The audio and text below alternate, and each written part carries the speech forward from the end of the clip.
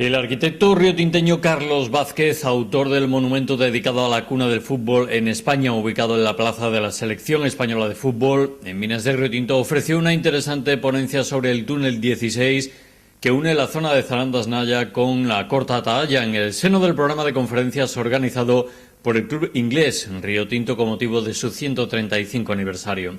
El acto se celebró en el salón principal del emblemático club ubicado en el exclusivo barrio inglés de Bellavista, en Minas de Río Tinto, y contó con la presencia de numerosos aficionados, seguidores y estudiosos del rico patrimonio minero ferroviario de la cuenca minera. Vázquez, que quiso homenajear con su conferencia a todos los mineros de Río Tinto, compartió con los asistentes todo tipo de reflexiones e instantáneas realizadas hace 10 años, cuando se atrevió a recorrer en compañía de unos amigos los más de 5.000 metros de longitud de los que consta el famoso túnel.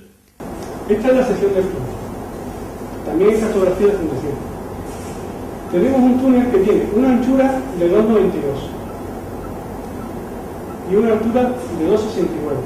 Como podéis fijar, el túnel es muy pequeño. El túnel es para voltearse, pared mineral y que alguna persona entre para temas de mantenimiento. Pero no es un túnel para generar nada más que eso. Este plano es un plano que se realiza para mejorar la seguridad en el túnel, evitar los descarrilamientos y proponer algunas medidas de balizamiento. Se ve como un pequeño riñón donde el ingeniero mete una pieza de señalización, de balización. Este riñón no existe a lo largo, sino que es una cosa puntual. De vez en cuando está, pero el túnel en verdad acabaría aquí. Y muy esporádicamente aparece esta pequeña hornacina, que es la que marca el balizamiento del trasero. Luego tiene una plataforma de madera pequeñita y un gran canal de desagüe, donde están las vías del tren, los vagones con la pequeña locomotora. Para que nos hagamos una idea de la dimensión del túnel, tengo una aquí propia, donde estoy yo, para que veáis que con 1,80, imaginaos por aquí lo que son vagones, pequeña locomotora tractora, canal de desagüe. Es decir, que el campo, la zona de trabajo era pequeña y no creo que hoy en día ya se hagan túneles de este tamaño. Por la normativa minera de hoy sería un poco de loco. La famosa regata de desagüe siempre va por el lado izquierdo, y excepto en la puerta que cruza por debajo de la puerta y se pasa aquí al derecho y ya busca el Río Tinto. Bueno, hemos estado en Zaranda, donde me he enrollado tanto de turismo y de territorio. Hemos llegado a la puerta y vamos a dar un pasito más y vamos a entrar ya en los primeros metros en el túnel. El túnel, como veis, las dimensiones son pequeñitas, como escuetas. El primer tramo de entrada coincide con algunos tramos intermedios en los que la roca estaba muy disgregada y por miedo a los derrumbes utiliza un sistema de hormigonado lateral que hace una activación más fuerte, pero esto es momentáneo, estos son pocos metros, 5 o 10 metros o más. Luego rápidamente encuentran roca dura, acaba la unión y veremos más adelante cómo el túnel está completamente excavado en la piedra viva, que ahí se mantiene sin ningún tipo de derrumbe hasta la fecha, ¿no? Ahora nos vamos a situar justamente debajo del llano amarillo, que yo le llamo, que es los residuos del concentrado. Para eso nos situamos primero en el plano que ya conocemos. Estamos aquí en este cuadrito y aparece en el plano pozo de ventilación. ¿Veis aquí, no? Al lado de un compresor, ya hemos pasado Naya, hemos entrado en el túnel. Pues el pozo de ventilación, aquí lo vemos, es una foto, tal como tú vas en el túnel, a mano izquierda hay como una pequeña sala donde te encuentras un pozo de ventilación con este. Este pozo está entirado con madera, tiene unos puntales de refuerzo que evitan que las maderas cedan. Y lo más curioso, y eso yo no sé por qué, que cuando accedemos al túnel de ventilación, lógicamente miramos hacia arriba y lo que vemos es esto. Pero lo más curioso es que miramos hacia abajo y veíamos lo mismo. Y yo no consigo entender, mira que llevo tiempo dándole vuelta, por qué cuando se hace el pozo este de ventilación, por qué llega un momento en que siguen hacia abajo, si abajo, en ese lugar, ni hay tajos mineros, ni hay galerías, y siguen así que nuestra vista no daba al fondo. Es un misterio que yo tengo ahí en la cabeza, que no sé por qué siguieron hacia abajo. Ojalá algún día sepamos ese motivo. Ya veremos otro pozo de ventilación, que tú llegues, efectivamente, está el pozo y está hacia arriba, que no hace falta. Pues yo no he conseguido descubrir por qué aquí se excavó hacia abajo. Aquí estuvimos 5 minutos y lo que os comento a nivel particular es que aquí se te ponen los pelos de punta después de que llevas ya 500 metros dentro de un túnel, te sales a un lateral y ves un pozo entibado con madera. Lo primero que se te viene a la cabeza es ¿cómo un tío puede haber entibado? Porque es que ya solamente con asomarte los nervios no te dejan ni actuar, estás nervioso porque estás dentro de un túnel que cualquiera sabe cómo va aquello, encima te muestras un pozo hacia abajo y dices, pero ¿quién se mete y quién se cuelga y entiba esto y apuntala con estos puntales? Es decir, el trabajo tuvo que ser durísimo y yo no me explico cómo se pudo hacer eso, porque hay que tener mucho valor, Yo estaba asustado solamente de asomarme, o sea que imaginaros la situación en el 1915 ahí mismo. Avanzamos otro poquito más y vamos a llegar ahora, aquí está la marca, estaríamos justo en el collado entre el Monte de las Tres Águilas y el siguiente, justo en esta vertical es donde está la próxima parada nuestra del túnel. Y esta foto es una curiosidad por comentárosla, porque este es el compañero que estaba conmigo. Se ve poco porque es una zona muy difícil de fotografiar. Aquí se ve que está la regata perfectamente. De las vías del tren ya no queda nada, porque el mismo barro que está formado por agua ácida las ha comido y las ha dejado como unas cuchillas. Aquí ya no queda ni cabeza de vía, no queda nada. Y le ha traído como una curiosidad porque en las paredes nos tuvimos que parar porque había una especie de mucosidad, las cosas como son, era como un moco negro que sale de la pared, una especie de conglomerado como de algas. Y hablábamos, mi compañero y yo hablábamos de, oye, ¿qué ves? Con el tiempo hemos hablado de esta foto, y oye, ¿qué ves? Que hoy actualmente está Ricardo Amil estudiando los extremófilos y hace perforaciones profundas porque está buscando vida en un lugar ácido, un lugar extremo, y lógicamente este sitio no es el mismo, aquí hay oxígeno, y donde él busca no hay oxígeno, pero bueno, aunque haya oxígeno, sí os comento que más de una vez se me ha pasado por la cabeza, es decir, oye, sería bueno hablar con Ricardo Amil, que se meta aquí, porque seguro que aquí hay algas, bacterias y hasta bichos, de verdad, porque esta formación aquí, esta mucosidad verde, blanda, saliendo de una pared de mina, yo no la he visto en ningún sitio. Bueno, entonces, hemos dejado atrás la Sierra del Madroñal, pasamos por debajo de la trinchera de la carretera que va hacia Nerva y nos encontramos con la central eléctrica. Este es un punto muy importante por la ventilación. Fijaros, estamos prácticamente en la mitad del recorrido. Aquí tenemos un pozo de ventilación que no lo comento antes, pero estaba cegado, ahí no corría aire ni nada. Este, sin embargo, está cegado, pero permite la entrada de aire, porque está un poco roto, después lo veremos. Y aquí sí se nota, cuando estás dentro del túnel, notas perfectamente que el aire está limpio, que el aire está sano, que está corriendo el aire. Hasta aquí, este tramo es muy cómodo de estar en él, de respirar, porque la función de este tiro, la verdad que la está haciendo muy bien. Si estuviéramos en vertical, estaríamos en la central eléctrica. Vamos a verlo ahora. El que me hace la foto a mí está en el túnel, encontramos una pequeña excavación, los pies de una escalera, y cuando nos asomamos nos descubrimos que este era, ya llevaba un plano, que este era el famoso respiradero de la central eléctrica. Fijaros en las condiciones que estaba el túnel de barro, de madera, mientras como entras en el respiradero, si miras hacia arriba, pues te encuentras las instalaciones propias de los pozos mineros. Escalera de madera, pequeña meseta también de madera, cierta altura, y una vez que llegas a la plataforma, vuelve a aparecer otro trozo de escalera, otra plataforma, otro trozo de escalera, así sucesivamente.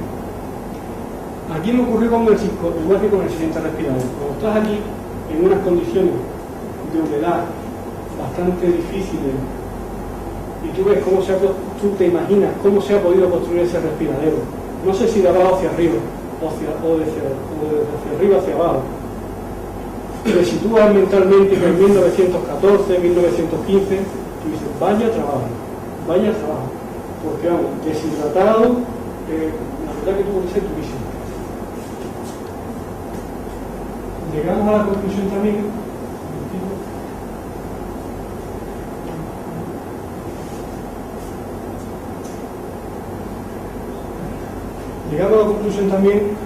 y me recordaba una de las asignaturas que tuve yo en la carrera, que la madera en un ambiente húmedo constante, siempre que no haya pequeños xilófagos que se la coman, en un ambiente húmedo constante, la madera aguanta muchísimo. Es decir, estas maderas tenían muy buena pinta, se podía incluso haber subido por ellas sin problema. La madera está muy perjudicada cuando se moja y se seca y se moja, pero si la humedad es constante, siempre está seca o siempre está mojada, la madera aguanta años y años. Se han encontrado sarcófagos de madera en Egipto de más de 3.000 años de antigüedad. Estaba la madera bien, ¿no? He puesto esta foto porque esta es la cabeza de la cinta transportadora que está en el piso 33 de la época moderna, de Contramilla, y ahora cómo está ya. Hoy en día esto está inundado, o sea que ya no quedará nada. Si algún día, con el tiempo, se vuelve uno a esta zona, es muy probable que no encontremos esta madera y que no encontremos ningún viejo. Es decir, que la madera sobreviva al hierro. Es una de las características de los ambientes húmedos continuos. Y este es el respiradero cuando salimos arriba a la central eléctrica. Y ahora cómo está. Esta es la central eléctrica. Esta foto se la debo a Rafael Cortés, que fue el que me orientó, porque yo no lo había encontrado nunca, si tenía que estar por aquí, pero no me lo imaginaba. Son unas vigas de hormigón autoresistente con un rasillón y el hormigón encima. No imagínate. Entonces se ha roto un poco por aquí y por ahí es donde corría el aire que nosotros notábamos abajo. Fijaros que está un poco peligroso porque, hombre, por aquí no cabe el niño muy pequeño, pero en este huequecito ya casi cabe uno. Ya hemos hablado a Rafael y yo de que tenemos algún día que ir girando esto, porque ya me contó él que hace unos años se cayó uno ahí, en la época de los trabajos. Fijaros cómo está. Esta es una zona de disparar mucho con bolitas de colores unos a otros, y siempre están por aquí jugando los que les gusta el pinball ese, pero la zona no es muy segura ahora mismo, hay que tener cuidado. Fijaros que es sencillo y que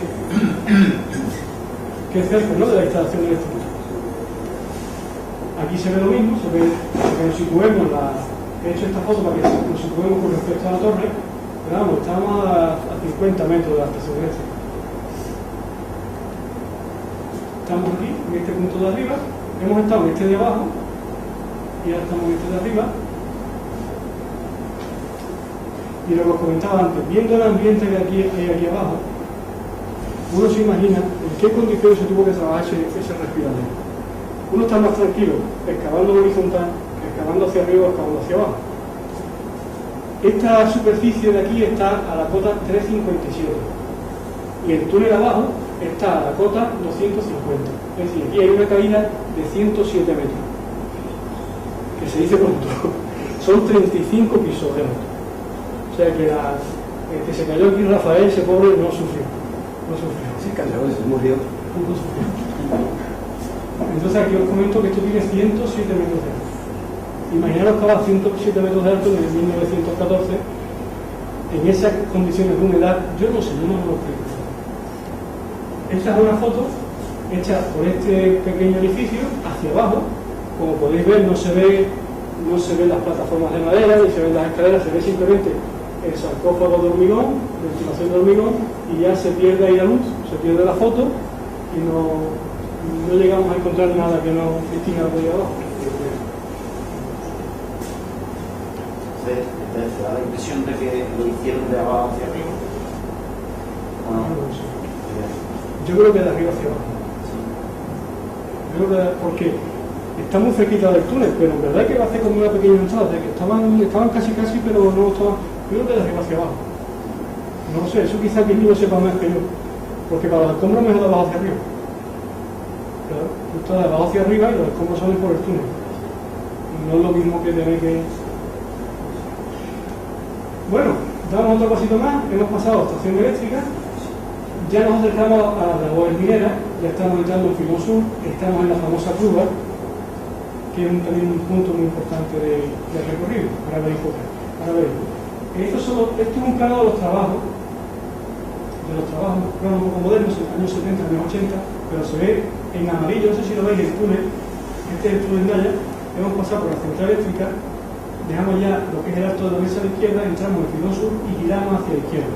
Aquí ya hay un conglomerado de túneles, está el túnel 11, túnel central, hay un montón de ramales de comunicación a distintos niveles. Esto sí que ya es, a nivel cartográfico, es un lío, ahí cualquiera sabe. Si es verdad que nuestro túnel llega, gira y va buscando los filones hasta todo. En ese cruce de ramales nos encontramos que vamos por el túnel y aparecen pequeños ramales de conexión hacia él como este, que está justo a 3.200 metros de la entrada. Fijaros que aquí hay una marca de agua.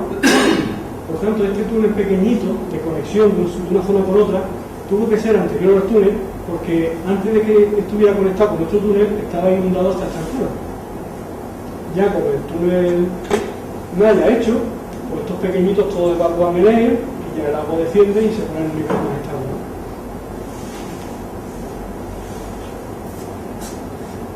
Allí todas las aguas son muy verdosas, parecen esmeralda. Esta estaba incluso solidificada con pequeños granos que parecían perlas, la verdad muy bonito. Todavía no se ha oxidado el cobre que va disuelto en el agua y de ahí ese verdor no son las aguas rojizas, son verdosas. Y ya pasamos la curva y nos situamos ya cercano al paso hacia el final. Esta curva, psicológicamente esta curva es muy importante porque yo consigo llegar al final del túnel al tercer intento, porque en el año 2003 cuando conseguí recorrer entero, pero años anteriores lo he intentado varias veces y no hemos podido. La primera llegamos hasta la mitad, no vinimos, porque no vas bien equipado, porque no estás pensando que había tanto barro. La segunda vez vas bien preparado, íbamos por lo menos 4 o 5, llegamos por el túnel hasta aquí. Una vez que estás antes de la curva, uno se encuentra tranquilo porque nota el aire fresco y nota a la lejanía del túnel, tú ves una estrellita blanca que es la entrada del túnel. Y la verdad es que tú vas pensando, ah, mira, pues ahí estaba entrando. Es simplemente una cosa blanquita, más pequeña que el puntero, una pequeña estrella. Y psicológicamente, aquí está el modo tranquilo. Es la luz chiquitita al final del túnel, sabes que allí está la salida, pero en el momento que tú das el giro ya te encuentras oscuridad para adelante y oscuridad para atrás. Íbamos unos cuantos, y esto ya es alrededor de los ríos, íbamos unos cuantos, y cuando pasamos la curva y estábamos en este punto, no se me olvida, y uno que venía conmigo me dice, oye Carlos, que yo me voy a ir porque tengo que ensayar en la banda musical. Así me lo digo. Me vas a ver si ahora que te va a ir, oye, que tengo que ensayar en la banda musical. Otro me dice, pues yo también me tengo que ir, porque he quedado con mi abuela que no se me hace cosa. Entonces ya teníamos que, no nos queríamos dividir, a uno solo, y bueno, que se vaya acompañado, vamos a dividir, empezamos a hablar. Yo por dentro le decía a ella, vamos a seguir que nos queda poco, más que hacer burro. Pero eso es lo que yo decía, pero yo por dentro decía, hoy si alguno se arrepiente y nos vamos de aquí. Y estaba igual que yo. Era verdad que aquí ya se pone la cosa un poco, no sé, más incómoda porque no ve la salida ni para adelante ni para atrás. Bueno, y vamos a ver cómo está eso por dentro, ¿no? Estamos aquí, estos son los planos de una pasatería por fundación, hemos terminado la recta, hemos girado, ya nos encontramos con el filón sur, Masa San Dionisio, Masa Eduardo y Corta Atalaya. Mirad aquí ya cómo ya se empieza a mezclar los túneles con otros. Estaríamos en este punto donde el túnel se divide en dos, ¿lo veis? Que aquí está ya un poquito más diseñado. Este es otro plano, es un fondo de otro plano. Estos son distintos pozos. Pozo Alicia, Pozo Historia, hasta que llegamos aquí que tenemos por lo menos 15 o 20 pozos, una barbaridad, pozos auxiliares. Todas estas marcas son de pozos. No sé si aquí seré yo capaz de leer. No. Claro, ya quien lo quiera le paso la cartografía que se ve, si se quiere. Estamos en este punto donde el túnel A se divide en dos, y a partir de aquí ya van dos túneles en paralelo hacia Corta Atalaya. El túnel 16 lleva dos ramas. Operativamente es muy cómodo.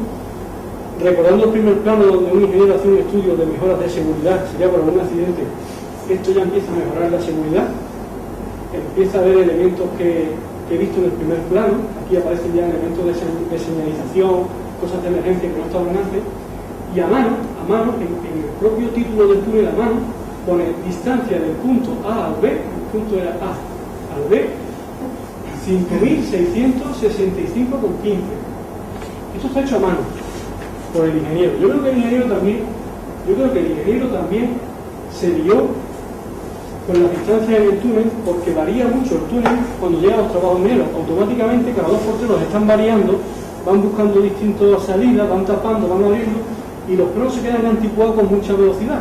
Y el propio ingeniero tuvo que remedir otra vez, y yo creo que aquí estaba él diciendo, oh, a ver cuánto me sale a mí, que eso es lo que yo he hecho también, a ver cuánto me sale a mí. Creo que esta medida es la que más se aproxima, 5.600 metros, es la que más se aproxima, porque aunque después hubo modificaciones dentro de las tripas de los filones, pero vamos, está muy bien medido. Y aquí se ve que el túnel se hace más grande, se hace una bóveda de hormigón y aparece uno por aquí y otro por aquí. La distancia es poquita, son varios metros, no es más, ¿eh? Sigue habiendo la regata del desagüe. Aquí no se ve, pero aquí había ya vagonetas abandonadas que se han quedado ahí, a mitad de camino. Están sirviendo como de tapón para fango, porque aquí hay muchísimo fango, por aquí no. Y ya se divide el túnel y ya vamos a ir directo hacia Puerta de la Valle. Estaríamos aquí ahora, más a San Dionisio, más a Eduardo, como se llama, cerca de esas cosas en rojo que vemos al lado de la carretera. Estamos ya a 4.000 metros desde el punto original. Y es curioso porque aquí ya el túnel mantiene los cables de cobre que servían de alimentación a la máquina tractora.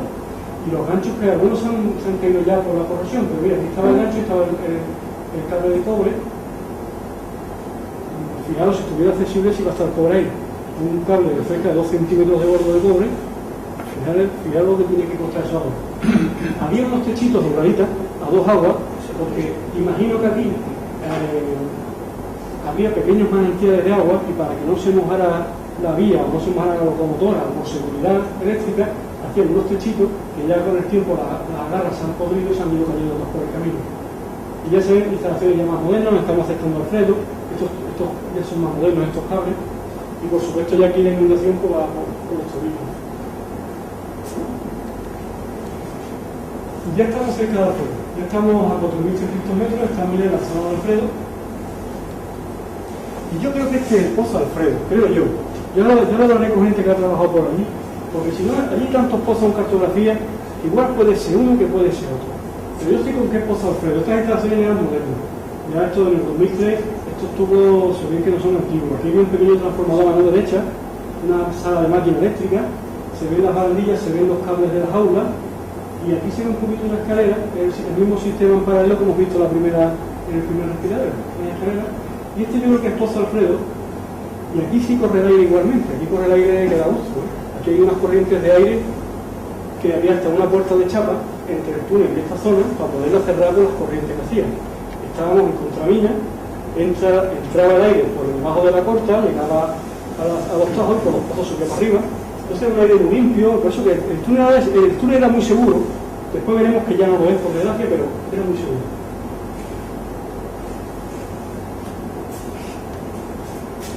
Y ya estamos entrando en Corta. Por aquí estaba el pozo Roberto, los pozos que la misma Corta se fue. Estamos a 4.700 metros. Y esta es una de las zonas que a mí particularmente más me han gustado. Yo conozco la mina y he visto muchísimas cosas bonitas en ella. Y cualquiera que me conozca sabe. Sin embargo, tiene mucha fama, que ya no existirá por desgracia, la cueva de los Piciolos de Alfredo, una de las más famosas. Sin embargo, a mí personalmente, un tramo de 200-300 metros que hay a partir de 4.500 metros, 4.700, uno se encuentra con un elemento geológico que llaman el stonework.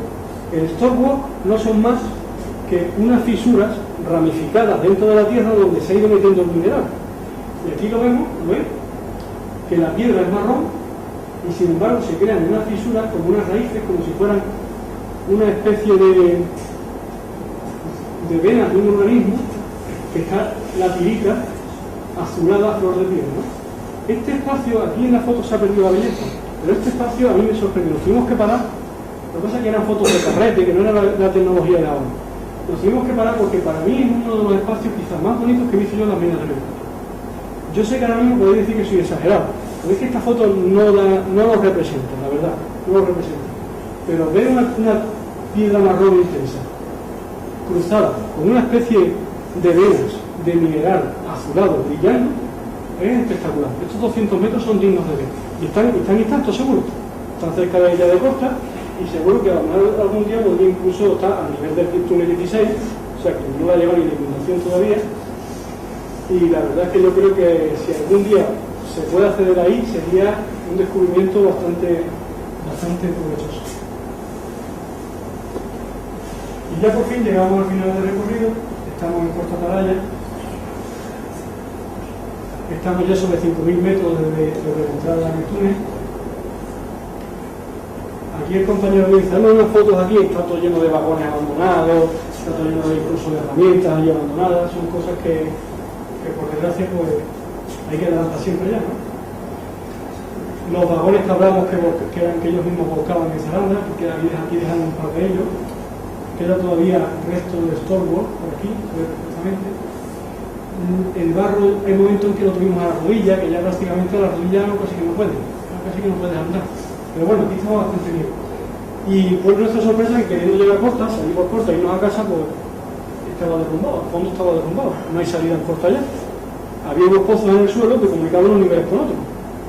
Y vengo a buscar salida a Costa y no encontramos la salida, así que nos tuvimos que ir de para atrás, todo el recorrido que hemos hecho para adelante, recorrerlos para atrás. Lo bueno es que para atrás vas muy rápido, para atrás vas corriendo.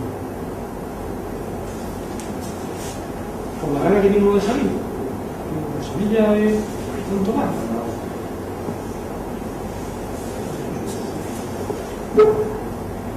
Bueno, entonces hemos conocido Saranda, llegamos a Costa, se acaba ya el recorrido del túnel 16. Este es un esquema que hice para colaborar con un proceso de investigación de la Universidad de Madrid. Los arquitectos de Madrid están haciendo un trabajo sobre el paisaje minero y cómo el hombre lo moldea. Y me pidieron un plano, que ellos les hicieron un plano, hice primero un boceto, que es este que veis aquí. Les dije más o menos si esto lo que le vendría bien para pasárselo a limpio. Cuando vieron el boceto, dije, no, dame el boceto. Yo no me he desplazado ninguno, le gustó más el boceto que el plano. Entonces, por eso lo he puesto aquí, porque la verdad que me llama mucho la atención que fue lo que más les gustó, y la publicación salió el boceto tal cual, ¿sí? Sin pasarla ninguno. Decía que el túnel no era peligroso cuando yo entré, no lo era, corría bien el aire, era medio fresco, un poquito de barro, pero era seguro. Hoy ya no lo es. Fijaros que en el fondo de Costa estaban las entradas a contramina, que iban en rampas, en tiza, había cámaras de extracción, cintas transportadoras que subían el mineral hacia arriba, esto estamos hablando de la mina moderna, la mina óptima, y sistemas de bombeo en cadena para desaguar el interior. El aire que entraba por el interior de Costa encontraba los distintos pozos y subía hacia arriba y ventilaba el túnel, junto con las propias ventilaciones que él tenía. Por lo tanto, el aire corría sin problema. Hoy en día, el agua está por aquí. Ya aquí no corre arriba. Por tanto, todo el aire que está desde el último respiradero hasta Costa, el aire estará viciado. Por tanto, ya iba a comentar esto si hay algún chavalillo. No merece la pena arriesgarse ahora, porque ya sí se corre riesgo dentro del túnel. Aquí es donde tenemos que haber salido y no hubo manera. Fijaros en esta foto que la he vuelto a poner, porque si os fijáis aquí hay un humo blanco. ¿Veis aquí un humo blanco? Aquí abajo de Costa. Eso es un humo que cuando yo lo fotografié simplemente era del contacto químico entre las aguas ácidas y la pirita, algún efecto arábico entre ellos que se genera ahí como una reacción, y este humo, que yo de verdad que es sulfuroso, igual en este más azufre, pues es el que estará contaminando toda esa zona última del túnel, por lo que lo hace peligroso ya. Esta foto, este gráfico se lo debo a Alfredo Moreno, me lo prestó, lo que con su cortesía, y lo acabo con él en la presentación por una razón muy sencilla. No es el túnel 16, es la mina actual que está inundada. Es lo que hay justo debajo de Costa Atalaya. Todo lo que las cámaras de extracción modernas, los pozos, las galerías, las conexiones, las rampas, los desagües, todo. ¿Por qué la pongo aquí como despedida? Pues la pongo como despedida porque hemos hablado de una infraestructura minera subterránea, una infraestructura que no está a la vista de nadie, que era muy importante, pero que siempre pasan desapercibidas, pues por una razón muy sencilla, porque no se ven. Y acabo diciendo que al fin y al cabo esta exposición tenía un tercer objetivo que no expliqué al principio, que era hacer una especie de homenaje, era un signo al duro trabajo de los mineros de Río Tinto, que en esas condiciones, en esas profundidades, tuvieron que construir lo que ahora vemos en esta fotografía, ¿no? Y como homenaje a ese trabajo tan duro debajo de la superficie, que es algo casi antinatural, ¿no? La única función que hoy en día puede realizar el emblemático túnel 16 es el de desagüe natural de corta atalaya, en caso de que su inundación alcanzase el piso que conecta el mencionado túnel con el número 5, que va en dirección al Tintillo o Diel. Visualmente tenemos aquí el 16, que nos lleva a Zelanda, como hemos visto, y tenemos aquí el 5. Visualmente este agua está ya más elevada, parece que está más cerca que este. Pero vamos a considerar que estén los dos a la misma altura. ¿Por qué digo yo que va a salir por el 16? Pues porque el agua, eso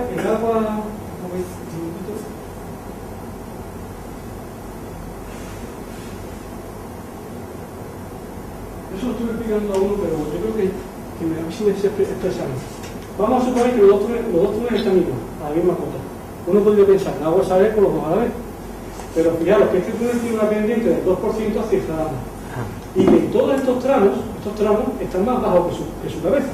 Todos estos tramos están comunicados y perforados con un montón de pozos, Estos pozos son vasos comunicantes que el agua, antes de llegar a la boca, ya saldrá por aquí por estos pozos. Por tanto, el agua sale por el 16. No sé si se ve. Que la boca está aquí, pero el agua no va a llevar a la boca. El agua llegará a los pozos y por los pozos irá al túnel. Y por tanto, en ese desnivel, el agua sale por el 16 y no va a salir por el 5. ¿Sabes? Esa es mi investigación personal, ¿eh? Sí, Se habla con ingenieros y seguro que te lo dicen seguro. Es que aquí he puesto un pozo, pero no está infectado el pozo, ¿eh? Entonces seguro que por los vasos comunicantes el agua sale por aquí. El Club Inglés de Río Tinto ha ofrecido a lo largo del año de su 135 aniversario varias conferencias en las que han participado diferentes expertos en historia y patrimonio minero, como el arqueólogo Juan Aurelio Pérez, el historiador Carlos González, el ingeniero de minas de la Universidad de Huelva Domingo Carvajal, el director del Archivo de Fundación Río Tinto Juan Manuel Pérez y el director del Museo de Río Tinto, vocal de Cultura del legendario Club Inglés y coordinador de las ponencias Aquilino Delgado. Además, el comité directivo del histórico club, de cuya secretaría se encarga Alfredo Moreno, nombró a Isabel Naylor, dama del Imperio Británico, socia de honor del mismo.